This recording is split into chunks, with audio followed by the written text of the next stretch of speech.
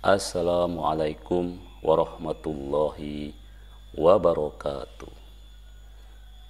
Alhamdulillahirabbil alamin. Wassalatu wassalamu ala asrofil anbiya'i wal mursalin Muhammadin wa ala alihi wa sahbihi ajma'in. Amma ba'd. Saudara-saudaraku, alhamdulillah ya, di pagi hari ini kita bisa menunaikan kewajiban-kewajiban kita sebagai hamba Allah yang diciptakan tidak lain dan tidak bukan untuk tunduk taat beribadah kepada Allah Subhanahu wa Ta'ala. Di tanggal 14 November 2023 kemarin ya, kita memperingati Hari Diabetes Sedunia ya. Dan sudah diperingati sejak cukup lama ya. Namun demikian ternyata angkanya ya bukannya menurun ya, tetapi masih saja meningkat ya. Bahkan di Indonesia peningkatannya juga cukup signifikan, dan pada akhir-akhir ini kita dikejutkan ya dengan jumlah kenaikan diabetes yang meningkat sampai 70 kali lipat yang terjadi pada diabetes pada anak. Nah, bagaimana sebenarnya Islam ya, ataupun Al-Quran ya, menerangkan tentang fenomena penyakit diabetes ini ya. Salah satu teori mengatakan bahwa di antara banyak faktor ya, munculnya penyakit termasuk diabetes ini adalah stres yang berlebihan ya. Dan secara pribadi ini saya juga sempat mengalami itu ya. Jadi gula darah saya itu sempat tinggi pada saat menempuh pendidikan ya. Jadi sepertinya memang stres ini cukup punya faktor penting gitu ya. Tentu yang namanya stres tidak selalu termanifestasi dengan banyaknya keluhan ya, karena banyak juga orang yang secara fisik kita lihat dari luar itu ya sepertinya santai-santai saja gitu ya, karena stres kan tidak selalu menampakkan diri dengan banyaknya keluhan ya, banyaknya perilaku yang ya mungkin menggambarkan sebuah kegalauan, tetapi juga kadang-kadang kelihatan baik-baik saja ya. Kaitannya dengan stres ini ya, di dalam Al-Quran surat Al-Baqarah ayat 155 disebutkan, dan sungguh akan kami berikan cobaan kepadamu dengan sedikit ketakutan, kelaparan, kekurangan harta, jiwa dan buah-buahan, dan berikanlah berita gembira kepada orang-orang yang sabar ya. Kesabaran dalam ayat ini menunjukkan solusi ya bagi datangnya ujian atau cobaan yang dihadapi ya. Tetapi tentu saja ya sabar itu juga tadi yang saya katakan ya tidak cukup kita katakan ya saya sabar gitu ya. Nah, membiasakan diri berpikir positif. Ini merupakan sikap dari seorang yang berperilaku sehat ya. Kalau orang tidak mau membiasakan diri berpikir positif, maka orang akan cenderung berpikir negatif ya. Dan itulah yang kemudian menimbulkan iri, dengki, curiga, benci, dendam, putus asa, frustasi, gelisah, cemas, kecewa. Yang itu bagian dari gambaran-gambaran dari apa yang kita sebut sebagai stres ya. Hans Selye ya, seorang ilmuwan dari Kanada, dalam bukunya The Stress of Life mendefinisikan stres sebagai respon yang tidak spesifik dari tubuh terhadap tuntutan yang diterimanya. Komponen stresnya ada dua, yaitu tuntutan yang bersifat eksternal dan respon atau tanggapan yang bersifat internal. Begitu banyak penyakit yang disebabkan oleh stres ya. Salah satunya adalah diabetes mellitus. Bahkan Hans Selye ya, berani mengatakan bahwa kita baru saja mulai melihat bahwa banyak penyakit umum lebih disebabkan oleh kesalahan dalam tanggapan penyesuaian diri kita terhadap stres daripada karena perusakan langsung oleh kuman, oleh racun, dan juga oleh agen dari luar lainnya. Artinya ya dari diri kita sendiri.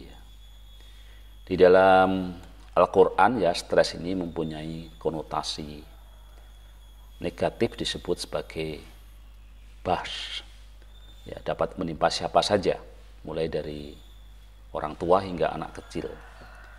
Nah, tentu stres bukanlah sesuatu yang buruk ketika ia memicu kita untuk sukses ya. Karena untuk bisa sukses juga kita perlu ada tekanan gitu ya. Namun satu sisi ya, stres berlebihan akan mempengaruhi kadar gula darah dan metabolisme insulin. Dalam batasan-batasan tertentu ya, stres diperlukan untuk meningkatkan kedewasaan kita, sebagaimana api diperlukan untuk memasak makanan atau panas untuk memurnikan emas ya. Tetapi apabila stres itu berjalan lama dan karena proses coping atau mekanisme untuk mengatasi perubahan yang terjadinya gagal, maka tentu akan mengganggu bukan hanya jiwa tetapi juga fisik kita ya. Kemudian yang kedua ya, kalau kita melihat bagaimana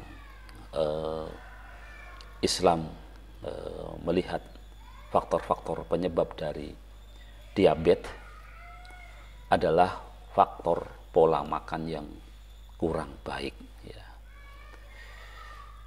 Di dalam kaitannya dengan pola makan ini, saya kira banyak sekali ayat dari Al-Quran yang menjelaskan gitu ya. Di Al-Quran surat Al-A'raf misalnya ayat 31 menyebutkan bahwa makan dan minumlah dan jangan berlebih-lebihan gitu. Sesungguhnya Allah tidak menyukai orang-orang yang berlebih-lebihan. Kemudian juga di surat Al-An'am ayat 141 yang menyebutkan, dan janganlah kamu berlebih-lebihan, sesungguhnya Allah tidak menyukai orang yang berlebih-lebihan. Kemudian juga di surat Al-Baqarah ayat 168 dan juga surat Al-Maidah ayat 3 ya. Hai sekalian manusia, makanlah yang halal lagi baik dari apa yang terdapat di bumi, dan janganlah kamu mengikuti langkah-langkah syaitan, karena sesungguhnya syaitan itu adalah musuh nyata bagimu. Jadi dari beberapa ayat tadi sudah kita sampaikan ya, jadi Al-Quran menjelaskan memang kita ini di dalam hal makan kita dilarang untuk berlebih-lebihan gitu ya. Rasulullah sendiri mengajarkan ya, kalau kita makan ini dianjurkannya adalah makanlah sebelum lapar dan berhentilah sebelum kenyang. Ya. Ini mengisyaratkan bahwa kita memang selalu ada di tengah-tengah ya. Kemudian juga adanya makanan yang ketika prinsip dalam makan adalah halal dan thayyib ya. Jadi halal ini menunjuk pada halal dan keharamannya gitu ya. Ini boleh atau tidak boleh dimakan dalam konteks nas di dalam Al-Qur'an, sedangkan thayyib baik itu sesungguhnya menunjuk pada tubuh kita ya. Jadi kalau kita memang sudah kelebihan satu makanan ya, maka perlu kita kurangi. Jadi makanan yang pas terhadap tubuh kita ya. Dan itulah juga yang menjadi spirit ya, memunculkan ilmu pengetahuan tentang batasan-batasan tentang makan tadi ya. Makna berlebih-lebihan juga perlu kita terjemahkan seberapa sih berlebih-lebihan. Saya kira segala sesuatu juga bisa secara, orang mengatakan secara hati nurani ya. Sesungguhnya tidak terlalu sulit untuk mengatakan itu ya, tetapi secara ilmu pengetahuan, karena kita ini sekarang selalu diperlukan standar-standar gitu ya, untuk seberapa besarnya itu ada nanti standar-standar yang lebih kuantitatif sifatnya. Tetapi cara kualitatif sebenarnya adalah yang ya bisa kita rasakan lah gitu ya. Jadi rasa lapar, rasa kenyang saya kira ada dalam diri kita masing-masing ya.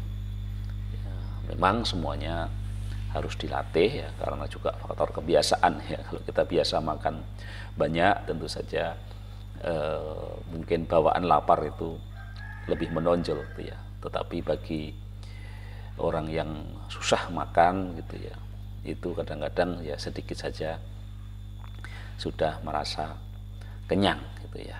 Nah, itulah antara apa yang kita rasakan itu perlu dikuantifikasi ya, sehingga ada batas-batas yang lebih konkret dan objektif gitu ya. Demikian yang bisa kita sampaikan. Jadi menurut Islam ya, stres tidak merupakan penyebab dari kejadian diabetes. Demikian juga dari pola makan ya, makan yang berlebihan dan juga makan yang kurang memperhatikan hal yang bersifat thayyib tadi, yang baik gitu ya. Jadi kita makannya harus halal, tapi baiknya kadang-kadang kurang kita perhatikan. Sekian podcast untuk pagi hari ini. Kita akhiri. Wassalamualaikum warahmatullahi wabarakatuh.